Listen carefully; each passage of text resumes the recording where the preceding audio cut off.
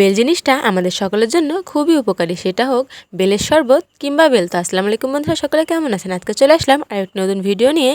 এই যে দেখছেন এখানে একটি বেল গাছ। এই বেল গাছটা কিন্তু ভীষণ বড় একটি বেল গাছ। এই বেল গাছটা কিন্তু প্রতি বছর প্রচুর পরিমাণে বেল হয়। এবছরও অনেক বেল হয়েছে।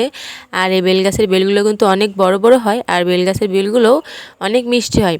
আমি তেমন একটা বেল পছন্দ করি না, তবে আমাদের এই বেল গাছটার বেল আমি কিন্তু অল্প হলেও খেয়ে থাকি। তো দেখুন, কয়েকটা ভাইয়াকে কিন্তু আমাদের বেল গাছে তুলে দেওয়া হয়েছে। তো ভাইয়ারা আমার সাথে দুষ্টুমি করে বলতেছিল, দুইটা ভাইয়া ছিল, একটা ভাইয়া বলতেছিল যে আমার ভিডিও করেন, পাশ থেকে একটা ভাইয়া বলতেছিল আমার ভিডিও করেন, আমাদেরকে ভাইরাল করে দিন। তো দেখুন, কথা বলতে বলতে কিন্তু আমাদের বেল প্রায় অনেকগুলো পাড়া হয়ে গেছে। বেলগুলো কিন্তু একটু ব্যাগের সাহায্যে গাছ থেকে পেরে নেওয়া হচ্ছে। মানে নিজে ফেলে তো বেলগুলো পড়ে যাবে, তাই একটি ব্যাগে করে বেলগুলোকে নিচে নামিয়ে দেওয়া হচ্ছে। তো এই বেলের শরবতটা কিন্তু এই রোজার মাসে আরও বেশি উপকারী। সারাদিন রোজা রেখে যদি আমরা সন্ধ্যায় ইফতারিতে একটু বেলের শরবত খেয়ে থাকি, তাহলে কিন্তু আমাদের শরীরটাও ভালো থাকবে এবং তৃপ্তি পাবো অনেক। তাই অবশ্যই আমরা চেষ্টা করবো মাঝে মাঝে একটু বেলের শরবত খাওয়ার জন্য। আর কে কে বেলের শরবত খেতে পছন্দ করেন অবশ্যই কিন্তু সেটা কমেন্টে জানাবেন। আর আমাদের এই বেল গাছের বেলগুলো কিন্তু অনেক বেশি ভালো।